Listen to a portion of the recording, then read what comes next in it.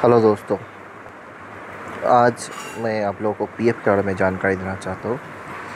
तो पीएफ में अभी नया रूल जो आया है, पीएफ में नया कॉम्पोसाइट क्लेम फॉर्म आ गया, जिसके चलते आपको पहले जो हम लोग को बहुत सारा फॉर्म फिलअप करना पड़ता था वो अभी नहीं करना पड़ेगा। सो तो आप इजीली आपका पीएफ क्लेम कर सकते हैं एक फॉर्म फिलअप करके ही। तो आपको मल्टीपल फॉर्म नहीं फिलअप करना पड़ेगा। तो फिर फरवरी 2017 में ये वाला फॉर्म का एम्प्लॉय प्रोविडेंट फंड कमिश्नर ये वाला फॉर्म लॉन्च किए हैं। इसको बोलते हैं पीएफ कंपोसाइट क्लेम फॉर्म। तो इसमें खाली 2 पेज ही है जिसमें आपको फिलअप करना है, 2 पेज, नॉट 2 पेज भी नहीं, 1 पेज ही फिलअप करना है। और 1 पेज में आपको इंस्ट्रक्शन दिया हुआ है जिससे आप कैसे फिलअप करेंगे। तो मैं आज आप लोग को पूरा गाइड कर दूँगा कैसे फिलअप करना है। तो पहले हम फॉर्म के ऊपर जो देख पा रहे वो मोबाइल नंबर आपको देना पड़ेगा। ठीक है, आपका जो मोबाइल नंबर पे आपको नोटिफिकेशन चाहिए वो मोबाइल नंबर आपको डालना है। उसके बाद आपको क्लेम अप्लाइड फॉर, आप फाइनल पीएफ सेटलमेंट कर रहे हैं तो उसमें टिक होगा। इनकेस आप रिटायर हो गए तो आपको फाइनल पीएफ सेटलमेंट में टिक करना पड़ेगा। एंड आपका पेंशन आप विड्रॉ करना चाहते हैं उसके लिए पेंशन में टिक करना पड़ेगा। तो दोनों में टिक होगा आपका, क्योंकि आपको मालूम है, आप लोग को मालूम है, हम लोग पीएफ के साथ पेंशन स्कीम भी रहता है, उसके लिए हम लोग पैसा भरते रहते हैं।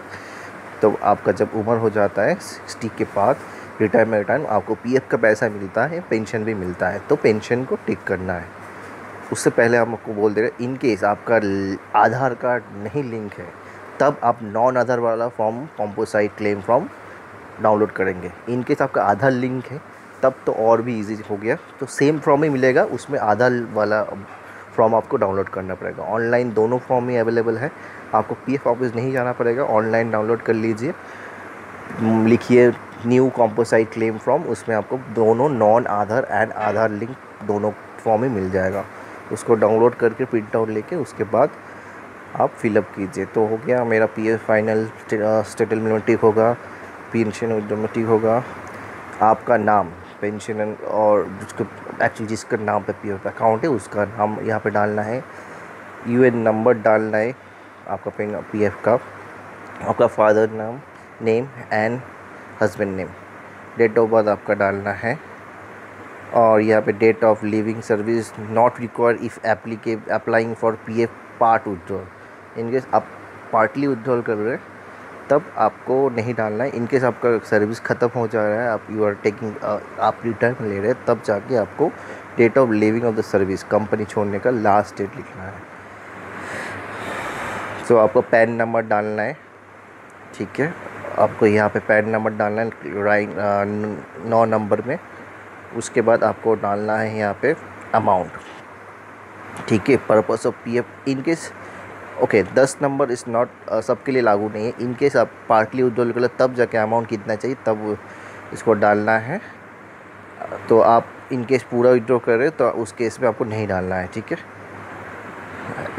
उसमें please attach copy of cancel cheque and attested copy of first page of passbook. जिस बैंक अकाउंट में आपको पैसा चाहिए उस बैंक अकाउंट का पासबुक का जेरोक्स पासबुक को अटेस्टेड कर लीजिए बैंक से।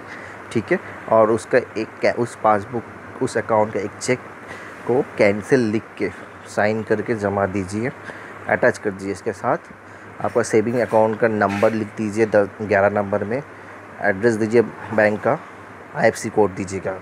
जो कि इंटरनेट बैंकिंग के हिसाब से पैसा आएगा तो आईएफएससी कोड इज़ मैंडेटरी। आप को समझ में नहीं आएगा आईएफएससी कोड, बैंक में जाके बोलिए, पासबुक में रहता है और चेक बुक में भी रहता है आईएफएससी कोड, बोल दिए दिखा देने के लिए, वहाँ से बैंक का अधिकारी दिखा देगा। और आपका फुल पोस्टल एड्रेस दीजिए एंड पिन नंबर, इतना ही डिटेल आपको देना है। ठीक है, उसके बाद वो फॉर्म फिलअप करने के बाद कंपनी में जाइए, एम्प्लॉयर जो है उसका सिग्नेचर डालिए, सिग्नेचर विथ स्टैम्प कर लीजिए। उसके बाद मोबाइल मेंबर आपका सिग्नेचर डालिए तो आपका फॉर्म फिलअप करना ख़त्म हो जाएगा। तो इतना छोटा फॉर्म अभी निकाला है क्योंकि पीएफ कमिश्नर उन लोगों को समझ में आता है। इतना पहले क्या होता, बहुत फॉर्म होता था, उसमें बहुत सारा आपको डिटेल्स डालना पड़ता था, वो बहुत कॉम्प्लिकेटेड था for the normal human being. इसके लिए अभी नया कंपोजिट फॉर्म 2007 से लागू हुआ, बहुत आदमी को पता नहीं है। कल प्लीज़ इस जानकारी सबको दीजिए, और आपको और किसी को भी पीएफ के बारे में कुछ जानना है, मेरे कमेंट बॉक्स में कमेंट करके मुझे क्वेश्चन कीजिए, हम उसको रिप्लाई दे देंगे, ठीक है। थैंक यू, एंड प्लीज़ मेरे चैनल को सब्सक्राइब कर लीजिए। मैं पीएफ के बारे में और भी डिटेल्स डालने वाला हूँ, तो आपको पता चल जाएगा।